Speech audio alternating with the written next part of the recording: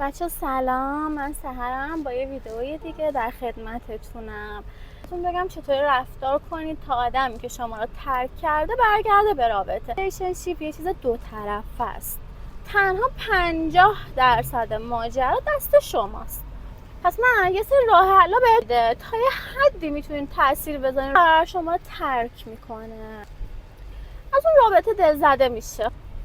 دلیلش رو شاید بدونین شاید ندونین، اما شما با یک سری راهکارها، حالا شده حتی موقت، برش گردونین، بعد دیگه خودتون میدونین، اصلا شاید خودتون دیگه اون آدم رو نخواهید. تله ذهنی چیه؟ تله ذهنی یعنی شما با یک سری ترفند با ذهنش بازی میکنین. حالا چطوری؟ شما باید یه کاری کنین که برای اینکه طرف مقابلتون برگرده اون دلتنگ شما بشه، نه شما دلتنگ اون بشید. خب برای اینکه اون دلتنگ شما بشه اول باید اینو بدونین: ذهن آدمی به تمام شرایط عادت میکنه، حتی به یک حیوان خونگی. به همه چیز ذهن آدم عادت میکنه. وقتی شما یکی دوستش دارین، باهاش تو رابطه این، میان بعد رابطه هی بازم اون تماسا رو ادامه میدین، دیدار دارین، دعوا میکنین، کشمکش، اصلا اجازه دلتنگ شدن بهش نمیدین. خب مثلا اون فضای خالی براش ایجاد نشده که دلتنگتون بشه.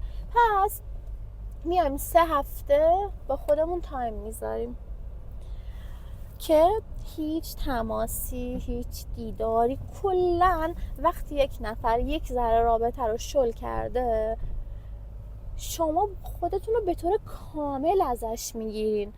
یه کاری میکنین که دلش براتون تنگ بشه، کمبود شما رو تو زندگیش حس کنه. وقتی اون شل کن صفر کن بازی در میاره، ترکتون میکنه، شما هنوز هستید، بازم هستید، هی هستید، کی دلتنگتون بشه که بخواد برگرده؟ هستید دیگه. تو هر حالتی با شما هر کاری میکنه بازم هستید، پس دلتنگتون نمیشه. دومین طرفند علامت سواله. شما با ایجاد علامت سوال بازی ذهنی میتونین تو رو ذهنش راههایی رو از شما چک میکنه. چه چیزاتون رو چک میکنه؟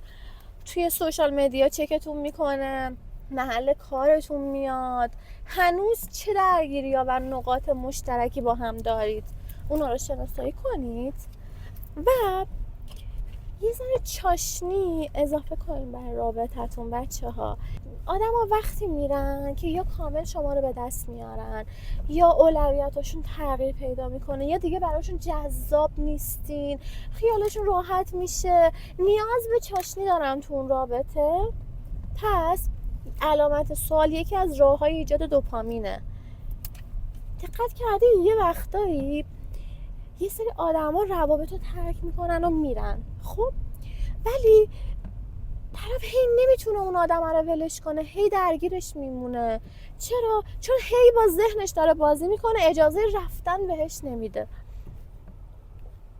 پس تا زمانی که ذهن یک آدمی درگیرتون بمونه، اون تا ابد درگیر شما خواهد موند. خیلی من دیدم تو روابط اطرافیانم طرف سالیان سال درگیر رابطه مونده. چرا؟ چون هی اون علامت سوال تو ذهنش ایجاد شده. این چرا رفت؟ چرا ولم کرد؟ اون چی داشت من نداشتم؟ چی شد؟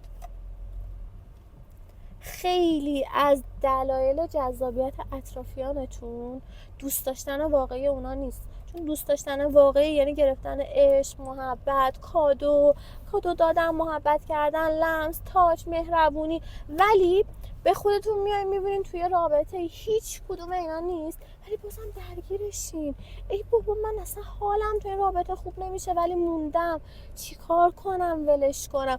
داره با ذهنت بازی میشه. پس اگه اینا رو یاد بگیرین میتونین با ذهنمون بازی کنین و برش گردونین به همین راحتی. فقط باید یک مقداری جلوی خودتون رو بگیرید. دلتنگ میشیم همه ما وقتی یکی رو دوستش داریم، ترس از دست دادن داریم، ولی رهاش کنین. به هر چیزی تو این دنیا وابسته شید از شما گرفته میشه. چون دارین ازش انرژی خالی میکنین. پس ریکوست رو میدیم، درخواست میکنیم به کائنات و بعد رهاش میکنیم که بهش برسیم. چون فقط از بی‌نیازیه که شما یه چیز رو میتونید صاحب بشید، نه از رو نیاز و وابستگی. پس اینم دومیش که رها میکنیم. یکی دیگه از چیزهایی که طرف رو برمیگردونه به رابطه اینه که شما یک سری چیزهای مشترک با هم داشته باشید، دوستای مشترک، کار مشترک، روابطی که کامل از دیدش نرید. من دارم میگم خودتون رو ازش بگیرید ولی از دیدش نرید.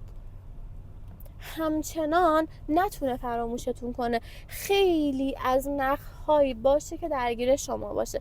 ببینین دیدین زن و شوهرایی که با هم بچه دارن خیلی سخت تر از هم جدا میشن، یا کسایی که با هم کار میکنن، یا کسایی که دوستای مشترک دارن، همه اینا باعث دوام رابطه میشه. چرا قدیما اینقدر آدما سخت از هم جدا میشدن ولی الان جدایی راحت شده؟ چون دیگه اصلا چیز مشترک آدما با هم ندارن. همه خونه جدا دارن، همه ماشین جدا دارن، کارشون اصلا خیلی آدما به هم محتاج دیگه نیستن. یکی از دلایل اینکه رابطه ها دیگه طولی نمیکشه اینه که آدما با هم چیزای مشترکشون کم شده. معمولا هممون مستقل شدیم. پس فرکانس خودتون رو بالا ببرید و بالا نگه دارید. همه آدما دنبال حال خوبن، دنبال انرژی مثبتن. به خودتون برسین، حال خودتون رو خوب کنید.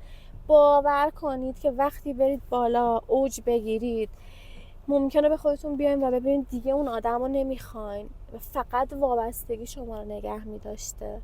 ممکنه اصلا عقایدتون تغییر پیدا کنه، نه ممکنه از برگرده رابطتون بهتر بشه، هر چیزی ممکنه. ولی اینو فراموش نکنین، اون چیزی که میتونین کنترلش کنین خودتونین و بس.